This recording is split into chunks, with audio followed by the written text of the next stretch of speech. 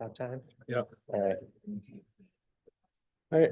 Well, thank you, everyone. It's, I guess, 10:01. I'll go ahead and start the meeting, call the meeting to order. Welcome to this Metro Plan Orlando TAC meeting. I'd like to call the meeting to order. I'm Chairman Joshua DeVries and will be chairing the meeting today. Just as a reminder, since this meeting and our future meetings will be in person, it's important that all TAC members to attend our meetings in person in order for us to have a quorum. Members of the public will still be able to participate virtually, and we encourage them to do that. And moving into chairman's announcements.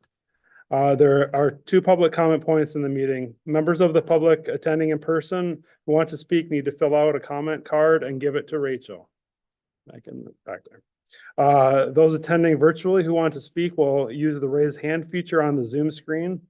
If attending by phone, you can hit the *9 to raise your hand and request to be recognized. When you're called, your microphone will be temporarily unmuted by staff, and we will ask you to state your name and contact information for the record. We also accept comments by email before the meeting. And now I'll turn it over to Slade Downs for the agenda review. All right. Thank you, Mr. Chairman. Good morning again to everyone. There are no changes to the agenda, but I have a few announcements to share. So we have launched our 2024 Regional Transportation Survey, and we would like all of you to take it and share it among your contacts. Some of you may remember that we do this public opinion market research every few years, and the data that we gather informs our planning, especially as we're rolling into the 2050 MTP.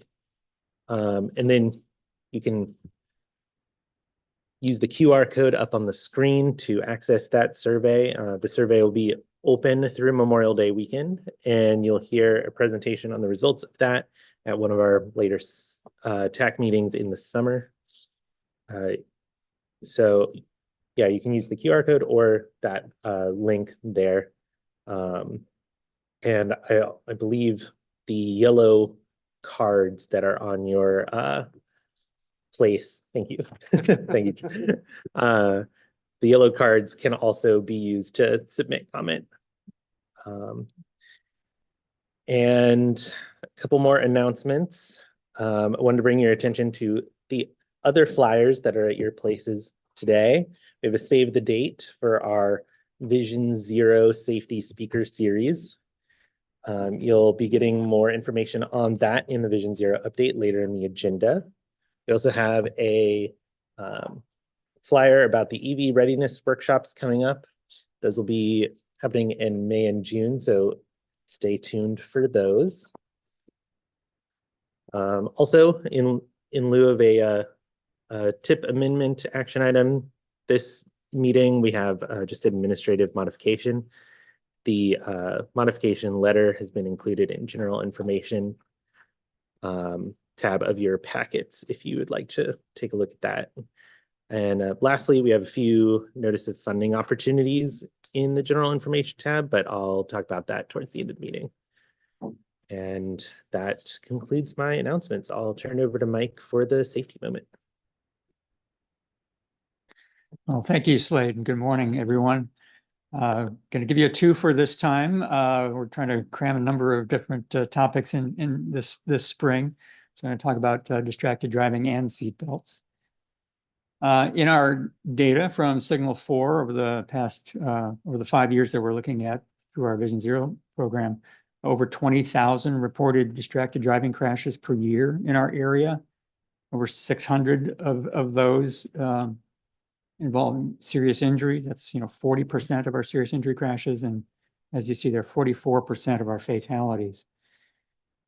So when I look at problems when it comes to safety, I like to think about what are the practical, objective consequences for the behaviors. So let's say we're heading down the road at 40 miles per hour, and if we had 2 seconds of perception reaction time, we'd cover 112 feet during those 2 seconds. What about the consequences of an extra half second of perception and reaction time? That gets us another nearly 30 feet down the road. Now think about what that means when we get to the point of impact. If we are, say, trying to stop before a crosswalk, that blue vehicle is down to 0, while the vehicle going the same speed with an extra half second of reaction time is going more than 20 miles per hour at that same point. So pretty profound change with just a half second's worth of extra reaction time. The other issue this month is talking about unrestrained drivers and passengers. We have about 80 fatal crashes per year involving either a driver or passenger who's not wearing a seatbelt. That's over half of our fatalities in the recent years.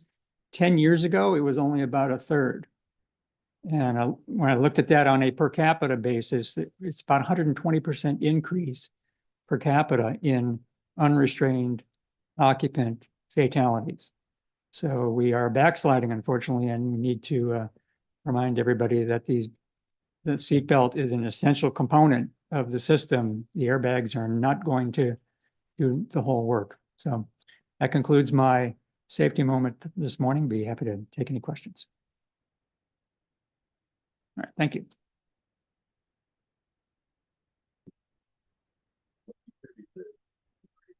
And people using the restraints. I don't have any. Yeah.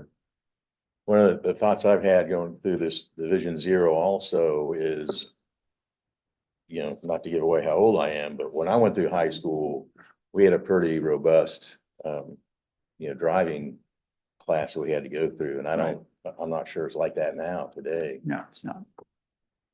Yeah. Okay. Thanks. All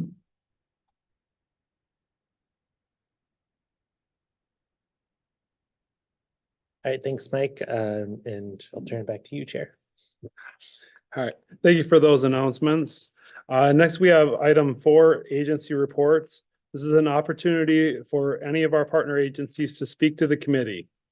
If any of our partners wish to provide updates during this slot, please let Rachel and Slade know via email at least a week prior to our TAC meeting.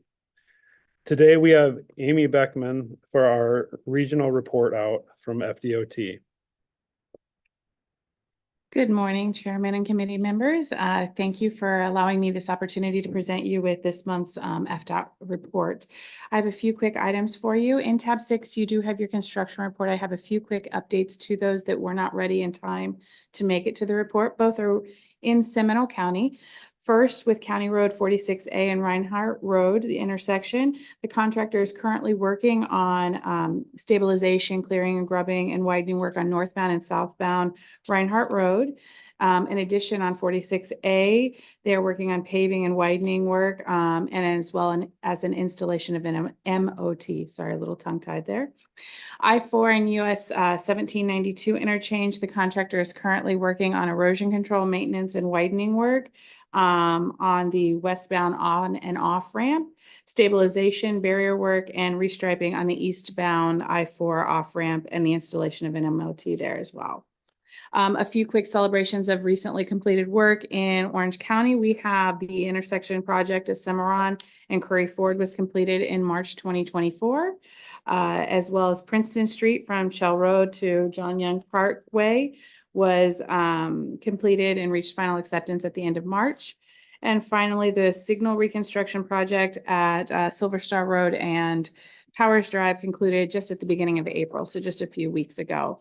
I have a substantial list of lane closures. If you're interested in hearing about those, feel free to see me after the meeting. I don't want to take your precious time going over those in detail, but I do want to highlight 3 very quick events coming up that may be of interest to you. First of all, tomorrow, Saturday, April 27th from 9:30 to 1 p.m. at Children's Safety Village, there is a Touch a Truck event. FDOT Safety Office will be there. They're going to have different vehicles for the children to climb through and go through. There'll be food trucks, face painting, all those nice little family opportunity to get to see some of the vehicles out there. Rollin' and Strollin' will be Saturday, May 18th from 9:30 to 2 p.m. It is an event that FDOT is having in coordination with Bike Walk Central Florida. We're going to be going over some cyclist and pedestrian safety measures, as well as have some equipment that is there to be donated. And finally, the Central Florida Inaugural Safety Summit. Some of you were able to attend our Safety Summit meetings as we were going through. On Friday, May 17th from 10 to 2, we are going to gather our Central Florida partners at SeaWorld to celebrate Vision and Target Zero, as well as unveil our safety strategic plan. There is a ticket that is required. It does cost $30, but it includes your parking and your lunch while you're there. The tickets can be purchased through Eventbrite. Heard too many things this morning. I apologize. But they can be purchased through Eventbrite. If you're interested in that address, please let me know and I'm happy to get that to you. And with that, I conclude my report unless you have any questions. Thank you. Any questions for Amy? All right, thank you, Amy.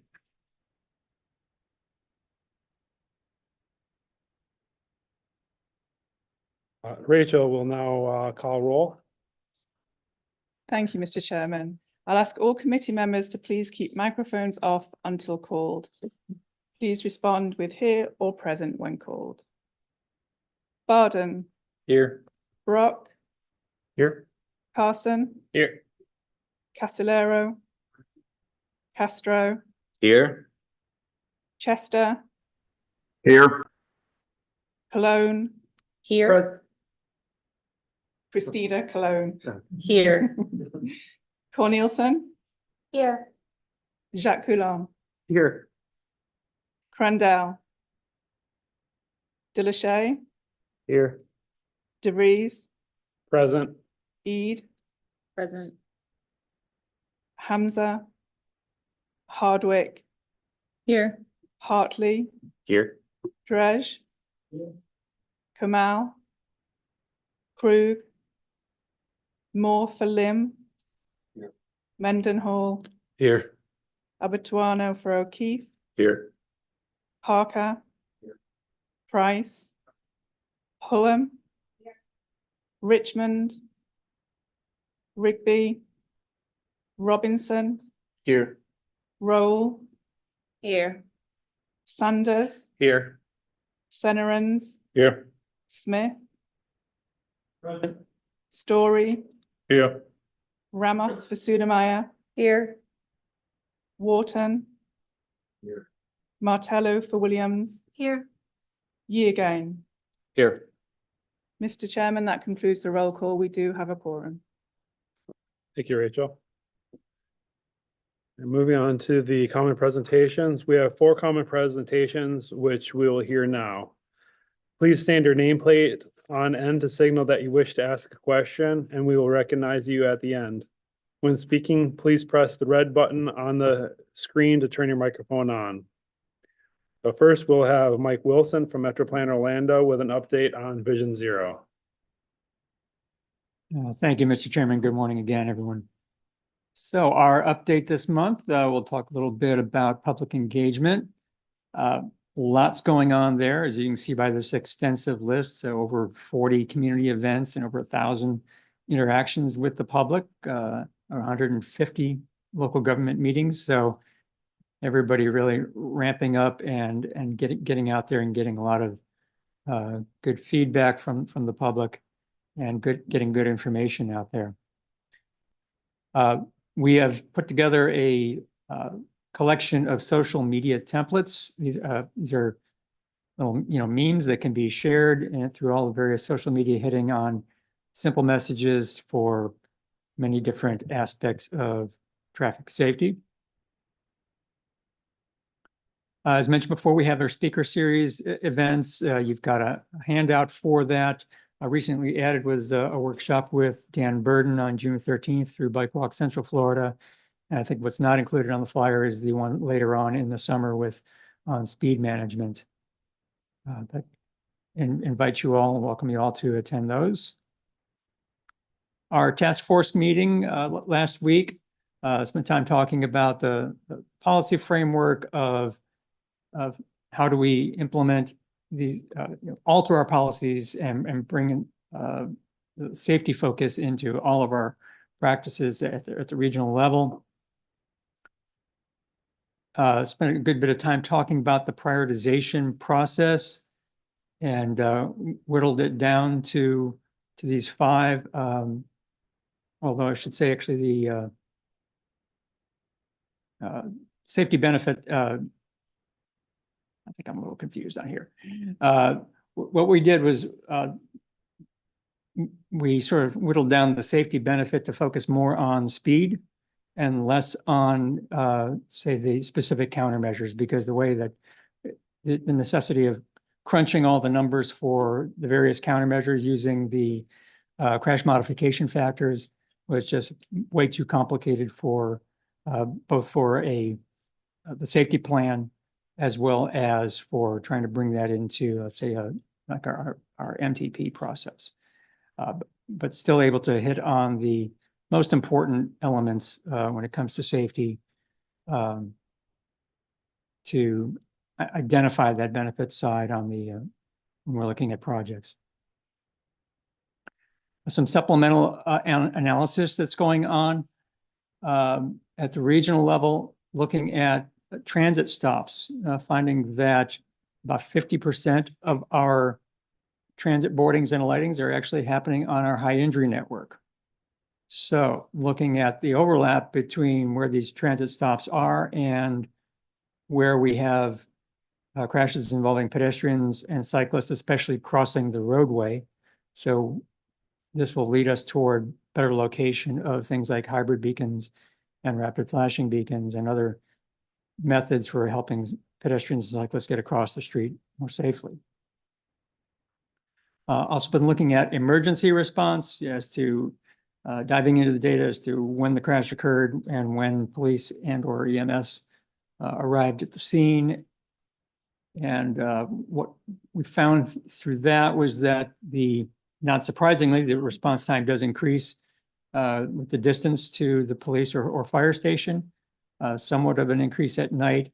Fortunately, not a significant difference when we're looking at transportation disadvantage. They are getting the same level of service more or less as everyone else. And also finding that, countermeasures are not likely to have a negative effect on response time, but of course they hopefully will reduce our need for calls for service. We've started working on an action plan outline to help all of the local governments with theirs as well, so that we have everything looking consistent within our documents. Again, it's an outline with some basic points that the local teams will flesh out based on their local data and local preferences. Our next steps, still looking at what we do for the next grant cycle. The application deadline for supplemental planning and other demonstration grants is August 29th. That's the one that we're shooting for, that we're best able to. And so we're having internal discussions, looking at what type of projects we want to bring forth, as well as discussing what we're doing with the counties, both through the existing grant, still fleshing those out, as well as what we might do collaboratively through a subsequent grant. And once again, the project schedule, we are closing in on finishing up the regional plan. At your next series of meetings, we will have a probably 90%, 95% complete document for you to review. And then for the June, July meetings, we will be looking at adoption. And that concludes my presentation. I'd be happy to take any questions. Thank you, Mike. Are there any questions? Laura. Hey, Mike. Thank you for that recap. And the section on emergency response has been sort of sitting with me since our technical committee, I forget, our working group. Task force, yes. And the way you phrased it today also gave me sort of the aha moment that slight increase in response times at night shows us that it's really not the number, it's not congestion that's preventing emergency response from getting to these crashes necessarily. So I think that connects to what you said about countermeasures not having a negative impact on emergency response times. So I just really appreciate the plan diving into this, because as we've moved into implementation for our action plan, emergency response and how we design our roads for fire trucks and all of that, there's an interesting relationship there. And so this data is really helpful in finding the right solutions. Thank you. Becky? With the transit stops and looking at the injuries around there, does that take into account the pedestrian facilities surrounding the transit stop in terms of like sidewalk availability or distance to crossings? I think that would be something that would be in a supplemental Mhm. analysis. So what we're thinking is that we do this level of analysis to find out where the generalized areas that we want to focus on. And then we do supplemental, and that might be something that we include, for example, in another grant application to really hone in and specifically identify right here is where we suggest putting a hybrid beacon, for example, and other countermeasures. Any other questions? Since it's a joint presentation, anyone from TISMO that stuck around with any questions? Seeing none, thank you, Mike. Appreciate the presentation. And next we have Taylor Laurent with MetroPlan Orlando with the status update of the 2050 MTP. Hey, good morning. Again, my name is Taylor Laurent, providing another update on our 2050 MTP and the work that we've been doing since your last meeting. A summary of this is included in your agenda. For TISMO, that was under agenda tab 5. For TAC, that is tab 1 in your agendas. You're welcome to follow along. So to jump right in, our background in existing conditions work is well underway. You heard about the public participation plan this morning, or will from Marianne a little bit later, depending on which meetings you've been a part of. The existing conditions and area profile technical report has been completed and is available for review on our website. And our travel patterns and origin destination analysis is continuing to move forward. The goals and objectives, as well as the identification of drivers of change, were topics that we really focused on in our technical workshop, and I will spend more time on those today. So I'm going to gloss over that here, knowing that we're going to be coming back to it. In terms of our other technical work, we have continued our coordination with FDOT on the regional planning model, are continuing our updates to the congestion management process, and are kicking off several of our additional planning emphasis areas that are included as part of the MTP, including health, housing, and several environmental evaluations, and our financial resources estimations as well. And then needs assessments, can't talk about the MTP without going into that one. All of these modal analyses are underway, with the latter two, the TISMO needs assessment and active transportation needs assessments, we'll hear more about in a few minutes for both of those, but those needs assessments will be wrapping up within the next few weeks. And I believe both plans are available on our website right now for review. Now, I've hinted at this. We had a technical workshop just 2 weeks ago on April 11th. I've included a YouTube link here for reference in case you weren't able to attend.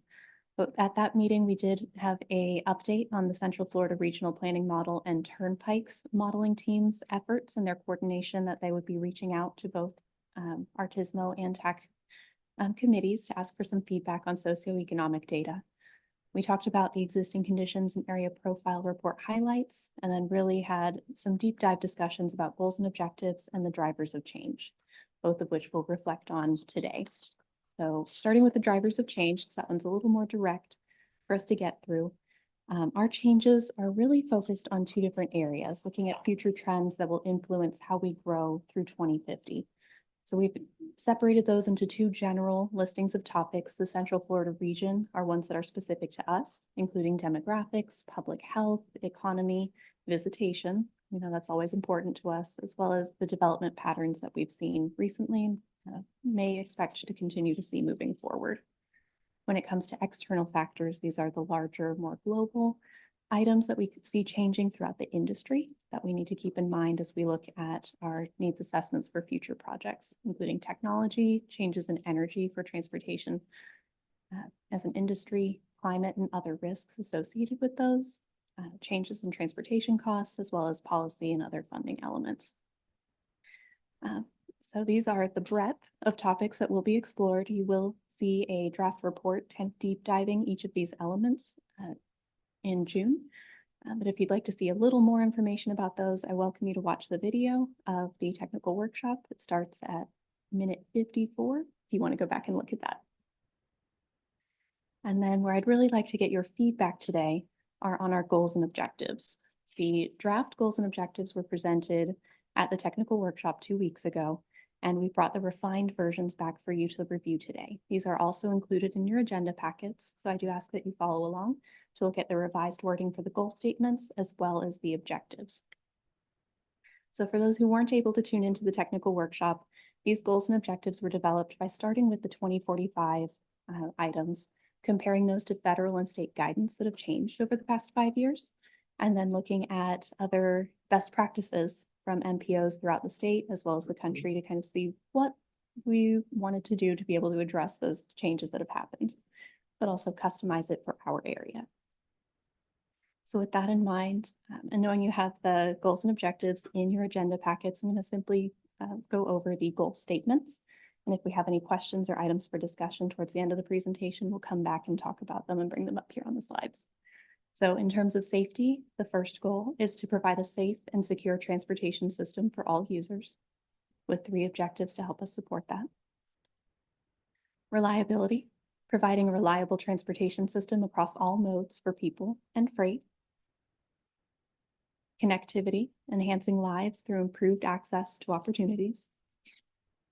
Community, enhancing the health and vitality of our region's communities and the environment. And then prosperity is our 5th goal, strengthening our region's economy. So I know I went through those sort of quickly, but they were in your agenda packets and are available for you to review in more detail if you haven't done so already. But you've likely noticed through going through these items that these goals and objectives are very interconnected. And that has been done purposefully, knowing that one change in one area can greatly influence and impact and improve other elements of our systems as we work towards a shared vision for our transportation future here in Central Florida. So the refined goals and objectives that you have in front of you today, I'm asking for your feedback on those. Once we kind of settle in, incorporate your feedback that we received throughout the advisory committee meetings over this month, we'll finalize those goals and objectives, bring them back for you so that way you know what the final wording is. And at that time, we'll also expand our discussion to look at indicators. So those will be the measures that we use to see how we can measure our progress towards accomplishing these goals and the objectives that are determined through this process. Those indicators will come in your June meeting as well. You've heard me hint at this as well a couple times. There are a few items for review, a little bit of homework from the meeting today. We will have some time for talking about the goals and objectives today, but just in case there's something that you think of after the meeting or we run out of time today, we are going to be sending out a survey link for you to be able to provide your feedback electronically as well. So you'll receive that link in an email following today's meeting. We ask that you submit your feedback by May 10th. Then there's also another email you should have received. This would be from the Central Florida Regional Planning Model Team, asking for your feedback on their socioeconomic data, which is going to be the foundation for their 2050 traffic modeling and forecasts. So if you have not received that email, please let me know as soon as possible. But they are asking for your feedback by May 24th. So I want to make sure that that is on your radar as well. And then a little bit of forecasting, what will be coming soon. You heard me say our financial resources element is just now getting started for our 2050 revenue and transportation funding sources forecasting. We are going to be reaching out to your teams to kind of assist us with this regional effort. Historically, this effort has included Orange, Osceola, and Seminole counties, as well as the city of Orlando. We will be reaching out to a few others to assist us with identifying not only our federal and state, but some local potential revenue sources and making sure we have a consistent vision for how we're going to grow together in that respect. So once you receive those emails, please respond promptly so that way we can continue moving forward with that effort. So I am complete with the update as of today. More will be coming in the future, but are there any questions or ideas that you have about the goals and objectives? Yeah, thank you, Taylor. Does anyone have any questions for Taylor on the goals and objectives, the presentation she just gave?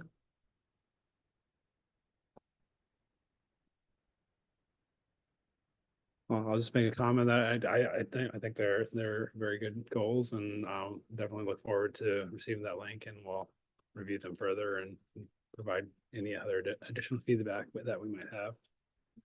I don't see any TAC, any TISMO members that have any questions? All right, see none. Thank you, Taylor. Thank you. And next we have Catherine Tellez to tell us about the active transportation plan.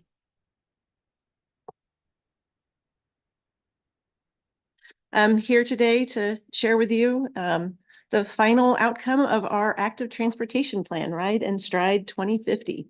So we've been working at this almost 2 years now, and we've been before you all a couple of times. So pleased to be sort of sharing how it's all come together.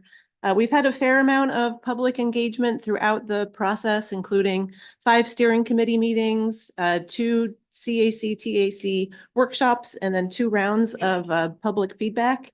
And I'll share with you how we incorporated all of that feedback into the plan that you see here today. So just a quick overview of the plan. So it's broken out into a number of different sections. So we have our existing conditions, then how we develop the network, prioritization of different projects and some policies that were developed, and then a very deep technical appendix that has all of those details, so that way we could keep the plan nice and short. So we first started off creating a shared understanding of the naming convention of different facility types in the region. When we first started off, we realized that we were calling the same thing by a different name, and we were all getting very confused. So based on feedback from the steering committee and the TAC and CAC, we came up with a consistent naming convention that we used throughout the course of the project, while we were confirming what was already on the ground and what was already planned in our communities. And so we have this developed for bicycling facilities and then trails and sidewalks, and all of those details are in the plan. Once we knew where all of the existing and planned facilities were, we conducted a level of traffic stress and pedestrian level of comfort analysis. So this is evaluating how comfortable a route might be for somebody walking or bicycling. And data that went into this analysis includes traffic volumes, vehicle speeds, the type of facility that you might have, with a comfort rating or level of stress 1 being the most comfortable, something that somebody of all ages and abilities can use, and then down to level of traffic stress or pedestrian level of comfort 4, where it's really not all that comfortable. And then we added a pedestrian level of comfort 5 rating for this analysis to denote that there are not pedestrian facilities provided. So once we had a sense of the comfort of different facilities, we did an accessibility analysis. And this is not an Americans with Disabilities Act accessibility analysis, but rather the combination of travel access, so the number of destinations a person can get to, and then mobility, sort of how far you can travel in a certain amount of time and the different destinations that you can access. And so the combination of that is sort of our accessibility score, the combination of access and mobility. So for each roadway in the region, we calculated this accessibility score, which was really the sum total of, from all different residential uses, what's your access to parks, bus stops, schools, jobs, and commercial centers. We then correlated this with the pedestrian and bicyclist comfort and level of traffic stress to understand where in the region we had a lot of things that people might want to go to, and then either very comfortable or very uncomfortable routes for walking and biking. So this helped us not only identify where we might like to see some additional projects, but then it was also used later on in the prioritization process. So once we had a sense of what was going on in the region, we started to develop our network. So looking at where we might put in new trails. And so we were able to obtain some utility rights of way by ownership status to identify where there might be some new trail opportunities. We looked at crossing enhancements, corridor improvements, where we might need to do some target speed reductions on a corridor to make it a little bit more comfortable, and then safety improvements. So we had a steering committee workshop with all of our ideas. There were over 400 of them. Based on feedback from the steering committee, we brought a refined list to the CAC and TAC where we had a great workshop. We had a couple of rounds of feedback from those groups to really understand, where things were, because we had identified project enhancement. So maybe there was an opportunity as part of a RRR project to narrow a travel lane, widen a bike lane, those sorts of things. And we identified that there were a number of projects that were either too far along in the planning and design process to make any changes. And then we had identified a number of additional projects. Once we had that initial list that had been reviewed by partner agencies, we went out to the public to get their feedback as well. We received over 440 unique comments, which was great, identifying additional projects. So based on all of that feedback, we ended up adding another 14 projects to the list. And so overall, we ended up with 253 projects that are in the active transportation plan. And this includes 148 new projects and then 105 enhancements to already planned projects. And so there are a variety of types. So under new projects, we have some pedestrian bike bridges, some intersection improvements, some trail improvements. And then on the project enhancement side, we have 47 bicycle lane enhancements to already planned projects and a host of other enhancement opportunities. And then here is a map of how it all came together, and all of the details are in the report. And so this map here shows things that are already planned, plus the additions that are included as part of the Ride and Stride 2050 plan.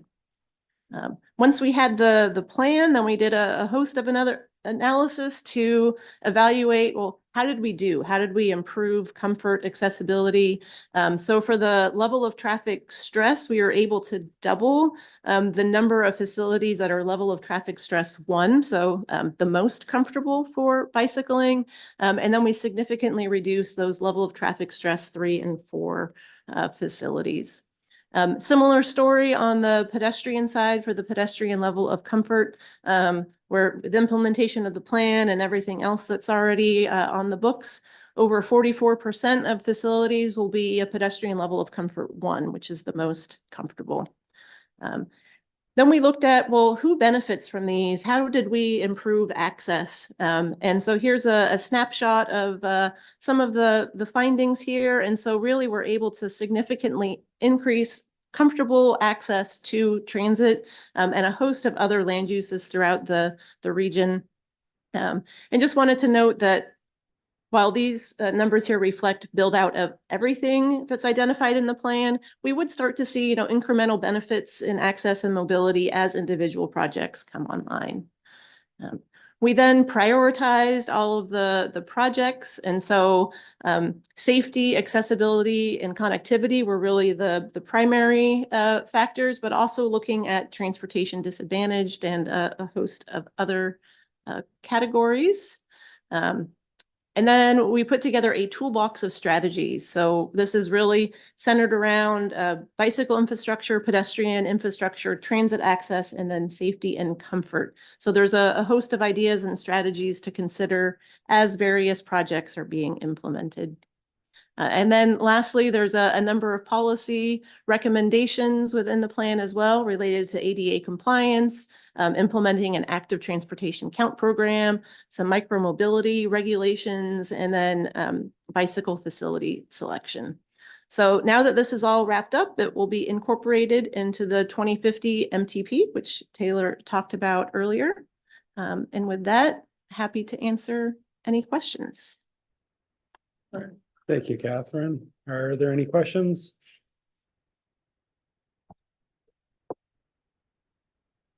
Right. Any questions from the members of TISA? Oh, sorry, Laura. Takes me a while to All right. put the words together.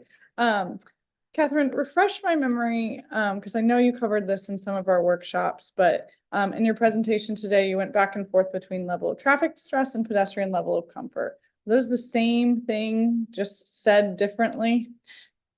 So level of traffic stress is measuring bicyclist travel, and then the pedestrian level of comfort is measuring how a pedestrian might feel. So one is for bikes, one is Yeah. for. Okay, thank you. Brian? In terms of the prioritization, I noticed that way out in the hinterlands of our county that the level of stress was pretty high. But that's if there's pedestrians or bicycles there, which there aren't. So did the presence of pedestrians and bicycles or the latent demand for that, did that factor into whether it was stressful or not? And where did that factor into the prioritization? Yeah, so we factored into the prioritization the number of people who would benefit from a specific improvement. So if it's a very low density area with not a lot of access to things, that would receive very low prioritization points in that category. Conversely, something that benefits 10,000 people would receive much higher scoring in that. Okay, good.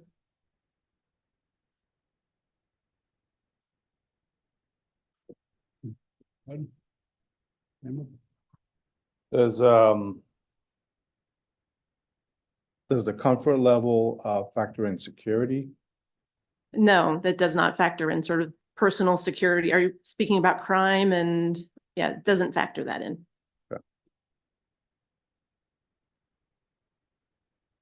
Any other questions? All right. All right. What are our next steps as TAC with the ATP?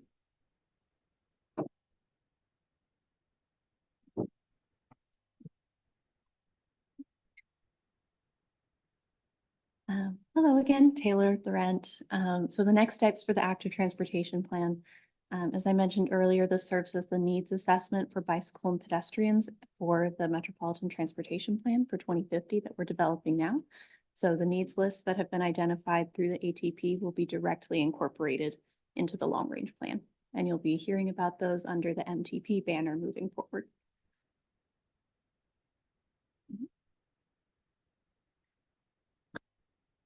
All right. And I did have a question also myself. I don't know if you still have the presentation up, the slide about showing the 2050. I think it was the pedestrian level of stress. Yes, that one. Yeah, that one right there. Okay. Kind of feeding off of Brian's comments, I see a lot of the low access, which is also low pedestrian level of PL. Yeah. But there's a lot of the yellow that are in areas that right now are very rural in Osceola, but by 2050 will very likely be very urban settings. Was that taken into consideration as far as future land use and future entitlements and that with this? It was partially taken into consideration, but not fully. But that's a good point. Thanks. Any final questions? All right. Thank you, Catherine.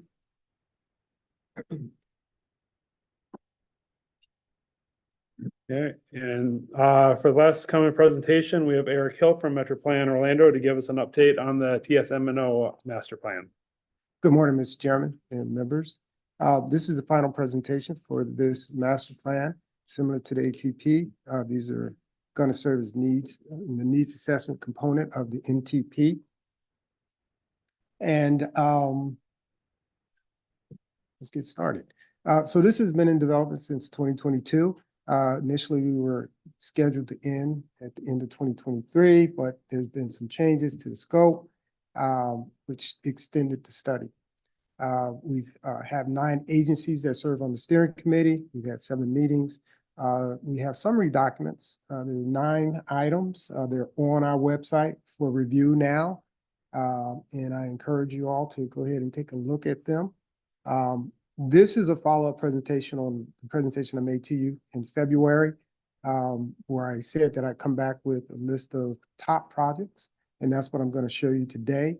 The list is complete in the technical reports for you to review. I also have Jim Woods with me from Kimberly. Here it is. Okay, Kimberly Horn, who's the project manager. I already stated this, that this is going to feed into the MTP. And just to recap, our vision is to leverage what we have in terms of TSMO products in our infrastructure and within the region, but then to enhance that, let that blossom a little bit, but to improve mobility, safety, and reliability of our transportation network. The goals are aligned to the 2045 MTP, but it's still consistent with goals that are going to be in 2050. Real quick recap. Again, we started this as a gap analysis.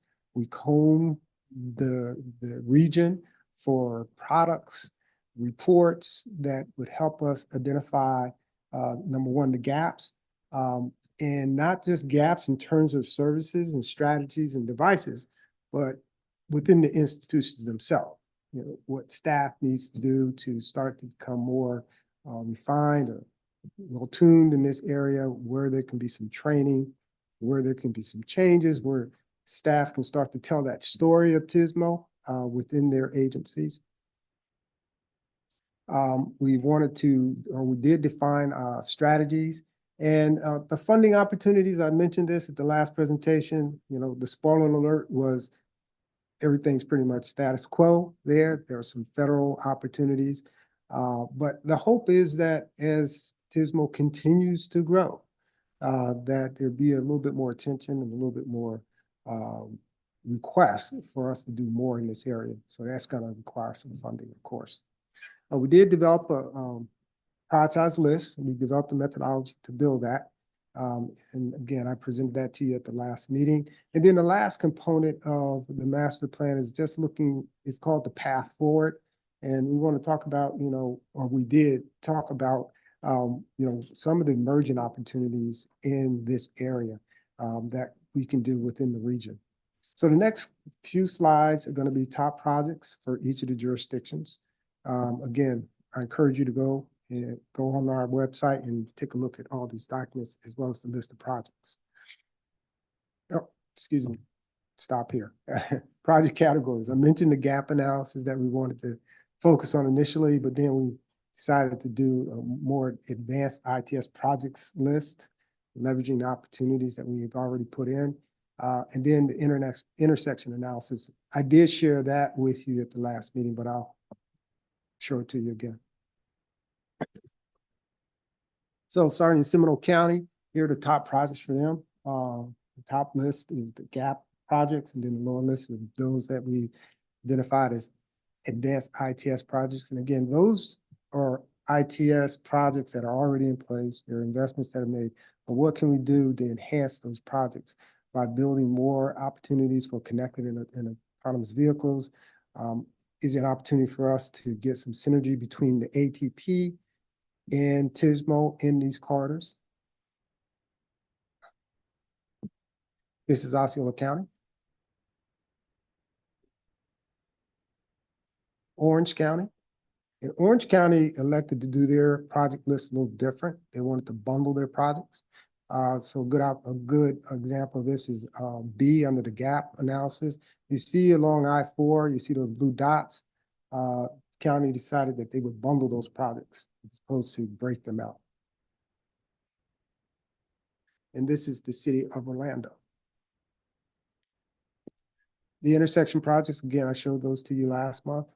haven't changed. And again, the thought there was, yeah, we've done a lot with the technology, identifying those opportunities, but it's those intersections that we got to improve because that's where a lot of congestion occurs, a lot of safety challenges are. So, what can we do to improve those? And a lot of that has to do with, some has to do with traffic signal timing, some geometry of the intersections.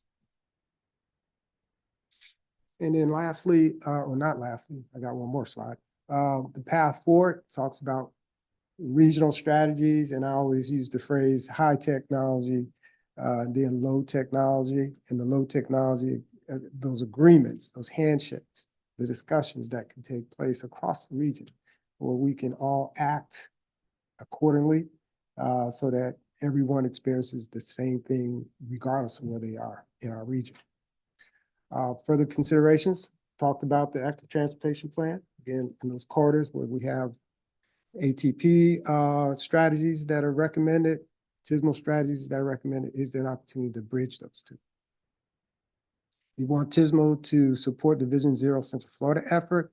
And then the last one, artificial intelligence is a wild card, for me at least. I'll share with you that at the Community Advisory Committee meeting on Wednesday, there was strong emphasis put on the science and the science leading us forward in improving transportation in our region. For me, the science is artificial intelligence. But I just said this jokingly now, of course, so take this with a lot of credence, okay? But if the science said, don't build any more capacity, is that gonna work? Is that gonna be accepted? But it's the science. So that's just commentary. Please do not use that in anything else, okay? And then lastly, Mr. Chairman, here are all the documents for the master plan. I encourage you again to go and just review them, provide us with your comments. I would suggest that you just look at the summary document. It's pretty comprehensive. However, all these other documents are easy reads. The regional ITS architecture review is schematics and graphics, but everything else is pretty, they're not long documents, and it's pretty easy, fairly easy to read. So, Mr. Chairman, that concludes my presentation, and I will address any questions or comments. All right, thank you, Eric. Are there any questions? All right, Lenny? Thank you, Eric. I just have a question about the project lists that were shown. Are those planned projects? Are there areas to consider? Because I bring it up because I saw 434 on there, and right now the only plan along that entire stretch is to resurface it. So I'm just wondering, like, what are those projects that we should be looking for, or areas that we should look into? So when you look at the project strategies, Appendix 7, you'll see a longer list. Those are the top projects. There's a longer list. And to answer your question, those are the ones that are being recommended. Now, this is going to feed into the MTP. So it's going to go through another process. So this is the planning estimate. And, by the time we get to the end of the MTP, hopefully a whole lot won't change, but that's what we're starting. This is the start. Thank you. You're welcome. Any other questions? Over here. Laura? On the project maps you shared, I noticed some of the corridors stop at the county lines, and I'm curious what the discussion between the counties were on if that's a project that should continue through the county lines, because we experience our road not by our geographic boundaries. Yeah. I mean, that's a good point. And my sense is that in the other county, some of that strategy is already deployed, so we're bridging it. I'm not saying that's the case for each one of those segments, but that is my belief. And if it's not, and that's what we are trying to do when we talk about regional strategies, and you've heard the phrase, we want everyone to experience the same thing regardless of what jurisdiction they are in. 436 goes through many jurisdictions. So we want the person who starts up in Seminole County to have the same experience stops in Orange County. So in Orange County, you know, that's what the aim is. Now, it's not perfect, but we are working towards that. Sure. Thank you. Any additional questions? Okay, yeah, I think that I get it. Yeah, thank you so much, Eric. There was some discussion that we had internally regarding the implementation of the use of the automated traffic signal performance measures. Mhm. So my question to you is, since these are regional corridors and going across many jurisdictions, cities and counties, do we have a regional plan just to make sure that whatever corridors we have, that our existing equipment can provide that information, and how that is going to affect the implementation of the system, especially when you have signals that perhaps that they are down, what sort of reports we're going to be having, and how quickly we can respond to those things. I know what Orange County can do, but I don't know what the other agencies can do. And if we're looking at this as a regional approach, maybe to come up with something that it is regional in nature, so we can quickly respond. Right. That's a good comment, and I hope Jim is getting that, because, and that's a good point. We want all the traffic signals to perform at a certain level, certain standard. When we get there, the effort is made to get there. But you're right, we want that to be across the region so that we can do, in addition to our regional traffic or retiming evaluation, we can have that as part of that retiming evaluation. Make sure our traffic signals, and I'll just use traffic signals because that's what you brought up, that they're all performing at an optimal level. And if they're not, you know, what fixes can be made and what opportunities are there to share that knowledge? Because I know not all the jurisdictions use the same software. Correct. Or the same type of controllers, so on and so forth.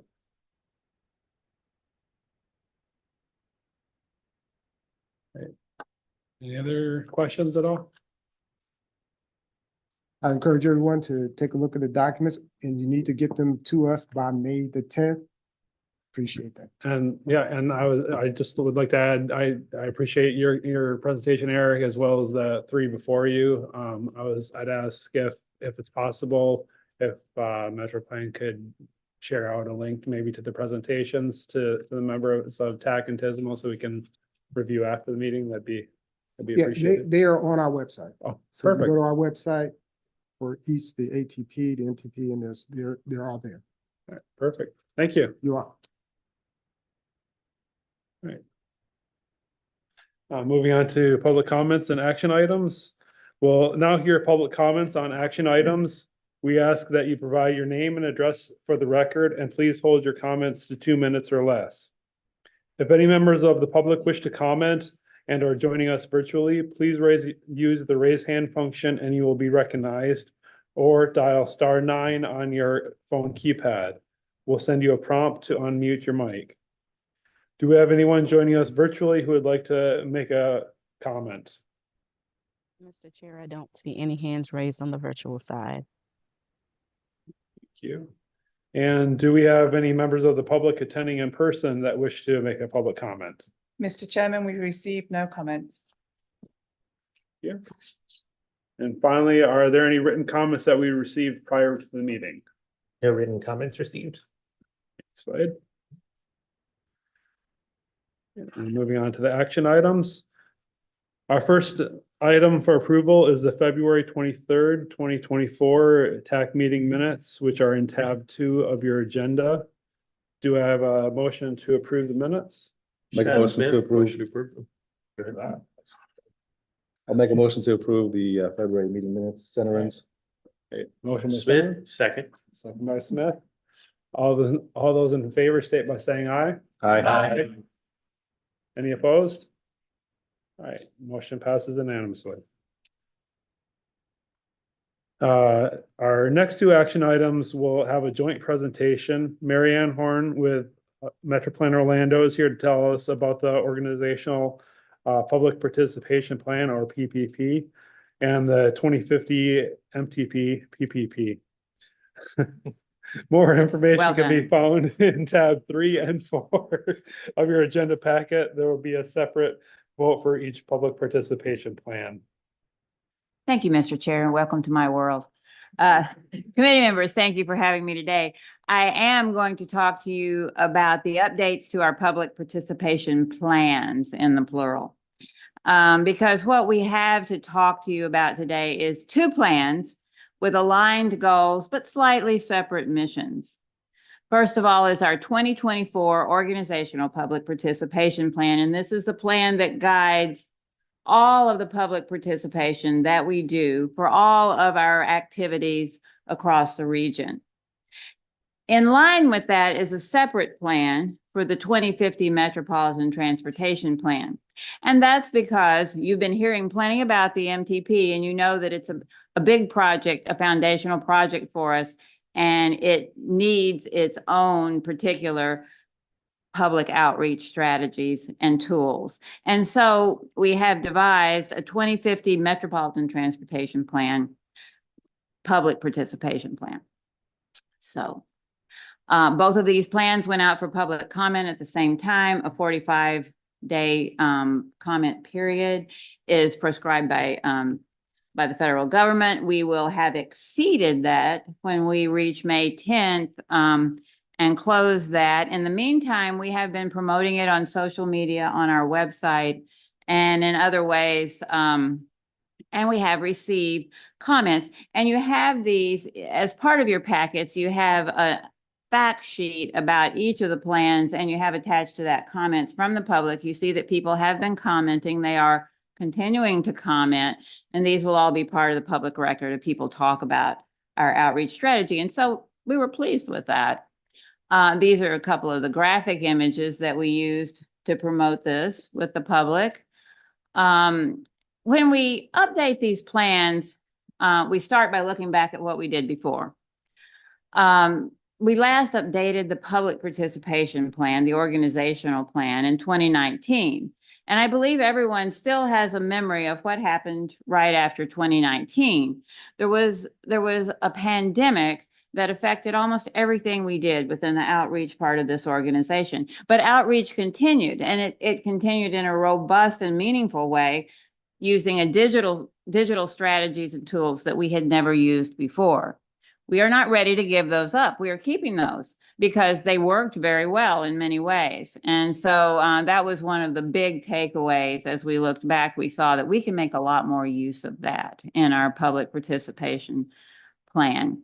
As far as the 2045 MTP, we had a public participation plan relating to that. And we have updated that as well in our approach to the 2050.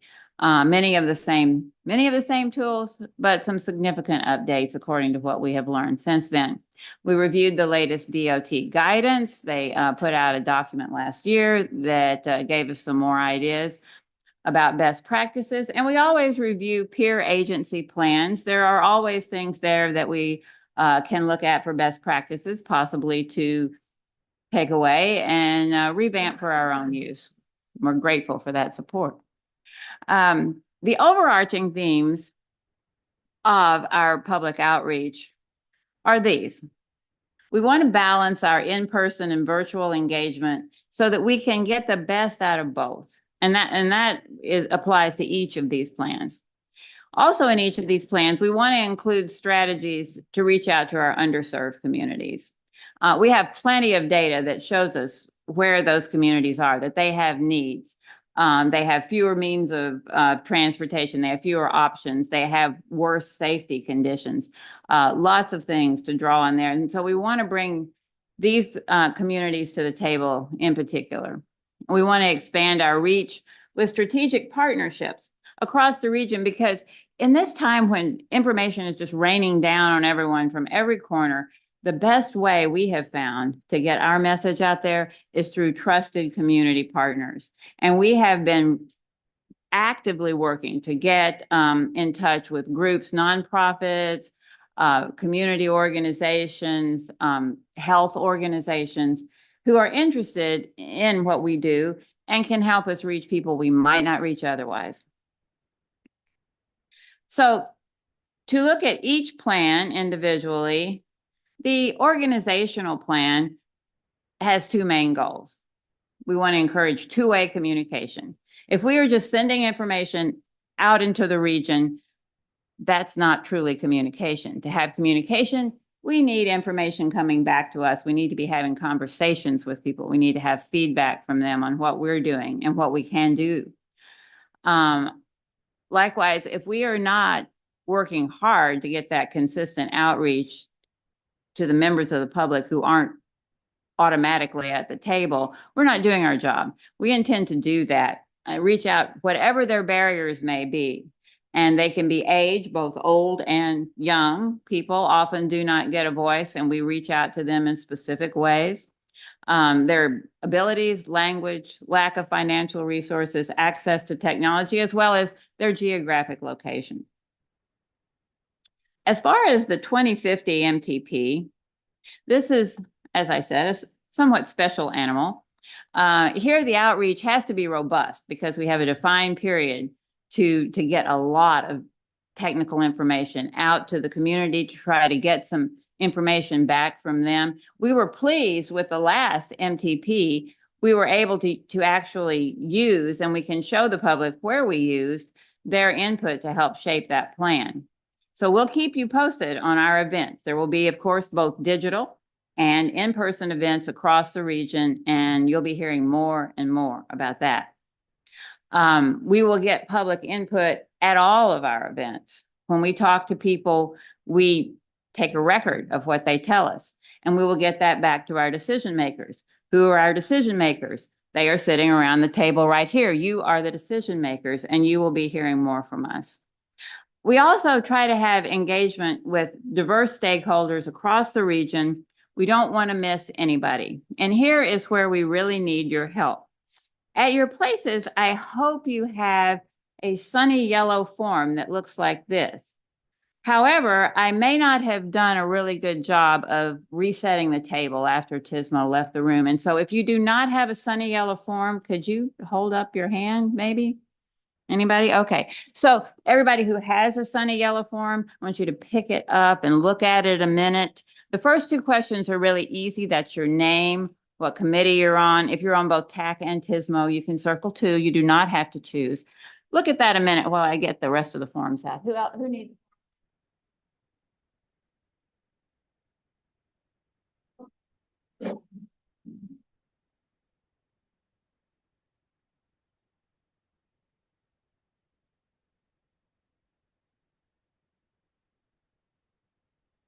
We do have more on the table. Anybody who need, and we have more yellow paper in the, we have more yellow paper in the storeroom, so there will be no shortage of sunny yellow forms. And so all we want you to do, this is a really easy ask. This is the easiest thing you'll be asked to do all day. If you have already put your name and marked your committee on here, the only thing you have to do now is think of a group, a community group that you don't think hears enough from us, and write that down. You don't have to have the exact name of the group. If you have a contact person there, you can circle yes, and we'll get back to you because we know where you live. And we will find out what you know. You don't have to put all that down here. Just give us something. Before you leave the room, hopefully, you can just leave them on the table and we'll collect them. And if you do take them with you to think about a little more, that's fine. You can bring them back to the next meeting. You can take a picture of it and email it to me, email it to Slade, he'll get it to me. Any of that works. And so with that, happy to take your questions, and then we'll have a vote. Before we take a vote, are there any questions of Marianne? All right, I don't see any questions. So I do have a motion to approve the organizational public participation plan. Shad Smith, I move to approve the organizational participation plan. All right. Second, Centerings. I have a motion, a second. Is there any discussion?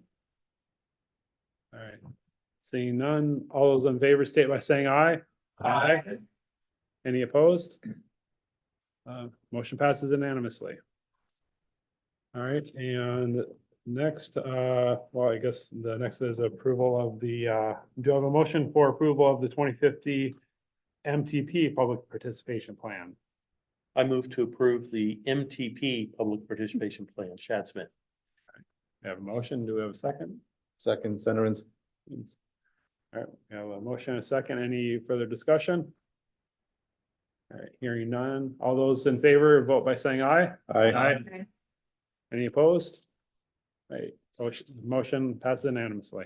Thank you very much. You will be hearing more from us. Thank you.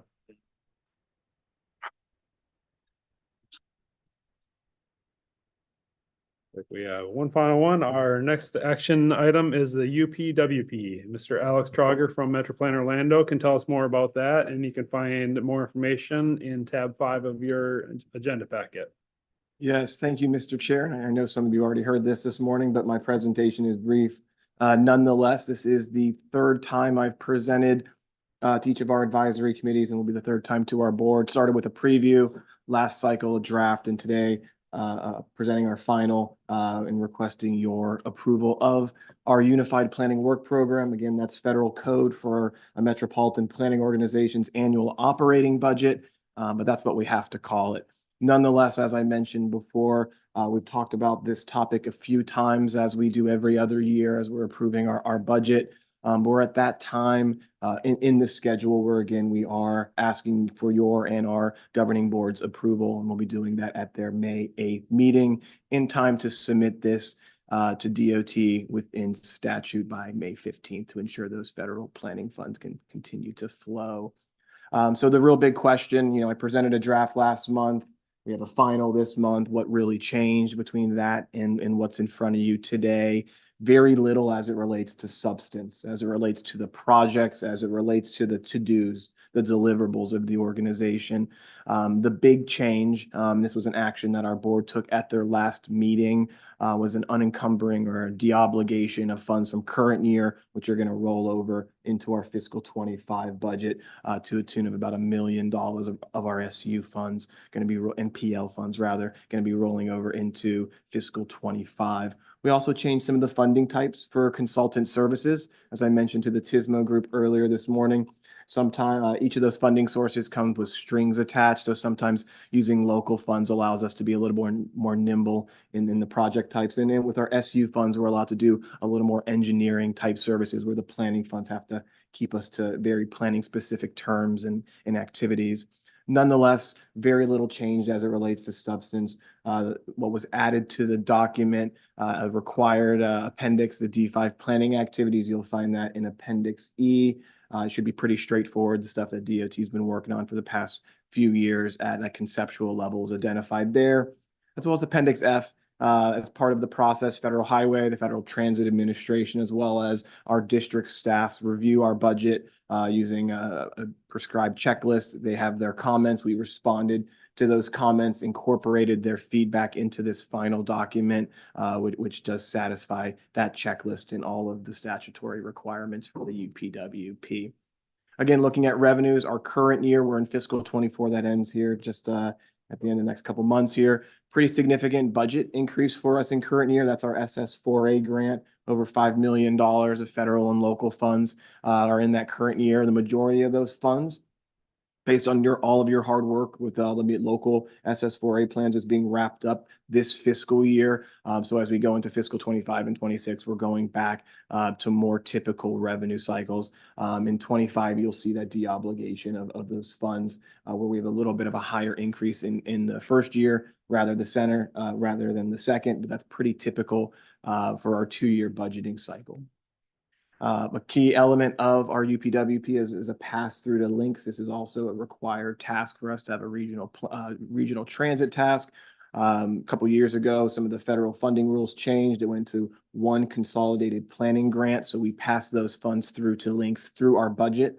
And we have an agreement with Links on how we do that. We coordinate with them monthly for those strategic planning activities. Change from last to this month. They also de-obligated about $150,000 from fiscal 24. It's going to roll to 25, and they're going to be completing that work within that schedule. It includes the transportation disadvantage funds, which help them administer the Access Links program. Not in the tip, but important to call attention to as we talk funding. We do pass through, consistent with our board's adopted TMA policy, $7 million a year of our SU funds. Again, not in the UPWP, but those funds are a transfer from Metro Plan Orlando to Links for eligible capital expenses. That's the Links piece of the budget. And then we're asking for your approval today. As the chair mentioned, in tab 5, you'll see board action fact sheet, a link to the full document, as well as the resolution, which our board will be taking up in their approval of this planning budget. So with that, I'll answer any questions, but we are asking for your approval today. Thank you. All right. Thank you, Alex. Before we take a vote, are there any questions? All right. So, I do have a couple of comments I'd like to make. I just want to thank you, Alex, and your staff for just the great, open and transparent partnership with us and all the rest of the partners that are involved in Metro Plan Orlando. And also thank you for continuing to keep us updated throughout the process of this with the UPWP. Been a lot of presentations and a lot of information, and it's been very educational. I appreciate it very much. So with that, go ahead and take a vote. Do I have a motion to approve the? Mr. Chairman, make a motion to approve the Unified Public Work Program for fiscal years 24 through 26, Senator. All right, motion Simmons, and second by Doug Robinson. Any further discussion? All right, hearing none. All those in favor state by saying aye. Aye. Any opposed? All right, the motion passes unanimously. And moving on, TAC only presentations. There are no TAC only presentations. And then in the general information section, there are several items in the general information tab 6 in your agenda packets. Slade has a few comments on those. Yeah, there are quite a few general information items this time, but I want to bring your attention to 2 notices of funding opportunity. The U.S. Department of Transportation has noticed for the Multidisciplinary Project Discretionary Grant, the MPDG. Applications for that are due May 6th. And the Federal Highway Administration has noticed for the Active Transportation Infrastructure Investment Program. Applications for that are due June 17th. There are summary pages in the general information section of the agenda packet for both of those, as well as links to their application websites if you want to find out more items I and J. Thanks. Thank you, Slade. And our next TAC meeting will be held in person on Friday, May 31st. Our next Metro Plan Orlando board meeting will be held in person on Wednesday, May 8th. And a full list of upcoming meetings is in your agenda packets. Moving on to member comments and other business. At this time, do any committee members want to have any final comments? All right. If no one else has any final comments, I have one more to add. Just wanted to reiterate Taylor's comments from earlier about the MTP goals and objectives survey. That link will be in your inboxes shortly after this meeting. I'll also include PDFs of the different presentations we heard today. I know we kind of gave out a lot of homework this time, so I'll include all of that, the presentation, the MTP, the ATP, TSNMO, all the alphabet soup that we've told you about today. So please submit feedback on that by May 10th. Thanks.